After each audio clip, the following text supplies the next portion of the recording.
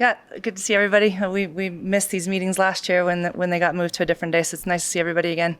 I think for us it's been we knew going into the year we were going to have to find a way to score goals and then find a way to prevent them. We lost our leading goal scorer and our goalkeeper to start the year, so you kind of go from both ends of the field that are pretty significantly important. And so far, we're scoring goals, and a lot of players are stepping up, and we need to lock down and eliminate the opportunities that we're providing with other teams right now. So we'll continue to work on it. We've got 2 Power 4 games this weekend on the road, which will be a great opportunity to work on preventing goals. But the team's up for it. They've been training really hard, and you see a lot of younger players finally stepping into what we knew they could have been the past couple years. So big weekend ahead, and we're ready to roll.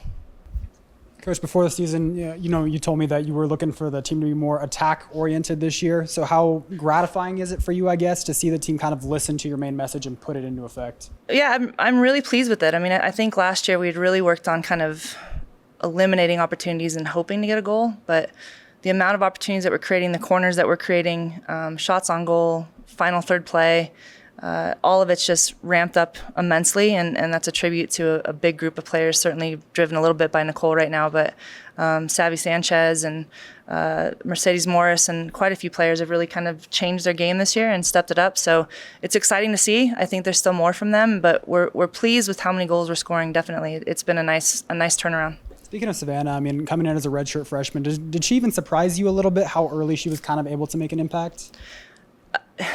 I get to see her every day. So I think Sav last year, it was a right decision for her to redshirt. There was a big transition for her going from high school into college, and I think she learned quite a bit from last year's upperclassmen, but she's been unbelievable in the weight room. She's attentive in training. She has really good habits. I think she gets acknowledged almost every day from her teammates for how hard she trains consistently. So I'm not surprised. I actually think there's more to come from Sav, and it's pretty cool to see a native New Mexican step up the way she is, and I think she'll continue to do that in the next 4 years without question. And then can you just talk about, going to Oregon, kind of what you're expecting out of that road trip? Yeah, we're expecting 2 really good games.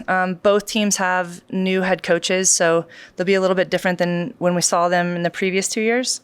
But yeah, I mean, anytime you play a Power 4 team, you're dealing with really good athletes, really nice facilities, and a high level of soccer, which is what we want. We want to play the best and see where we are and continue to grow. So it'll be a weekend that I know the players are very excited about, and we'll be tested. Do you see any of the NIL kind of playing out on the field when you go play a team like Oregon? Do some of them have NIL? They do, yeah. Women's soccer is not immune to it, and certain schools have quite a bit of NIL, even within our conference. So it's definitely, you see it probably mostly in the portal when you're talking with players, and the first question is, "What can you give me?" And they're not talking about a scholarship.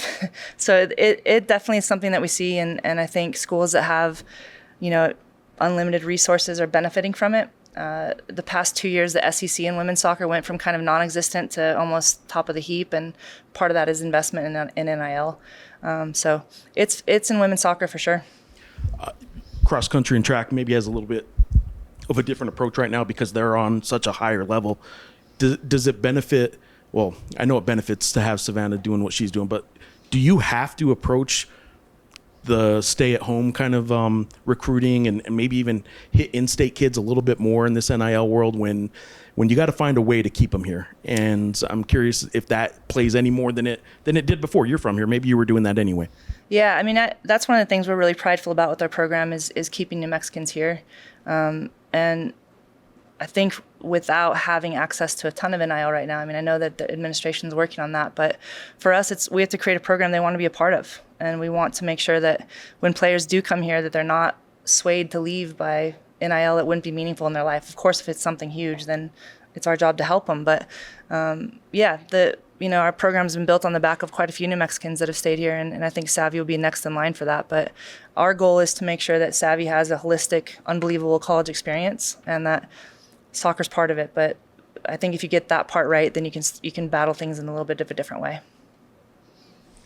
Coach, have you changed anything tactically to try and get more balls in the net?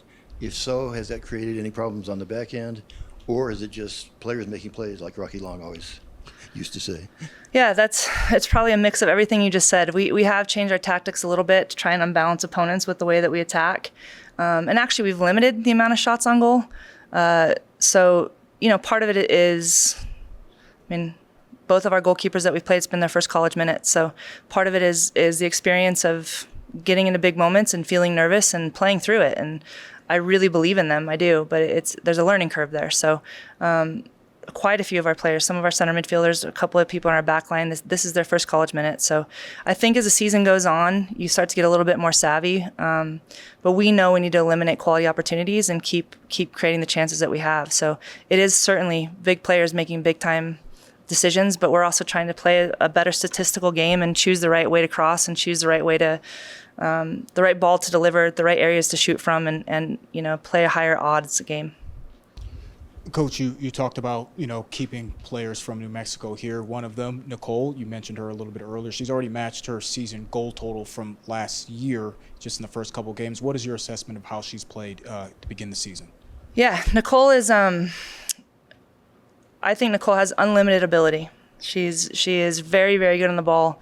She's incredibly fast. For those of you guys that had a chance to see her play, she strikes the ball incredibly well for a player that's not of huge stature. But what makes her special is her defensive pressure. She's just really, really disruptive. And I think she's committed to that this year. So if you look at quite a few of her goals, they've come from our defensive pressure, and then she scores in transition. But yeah, there's not a lot to Nicole's game that she can't do. It's just her trusting it and continuing to bring it, which I really think she will. And then, her twin sister is playing right back for us, and she's been unbelievable too. So it's cool to see players kind of incrementally get better each year and stay with the program and invest in a program and make an impact. But really proud of where Nicole's at right now.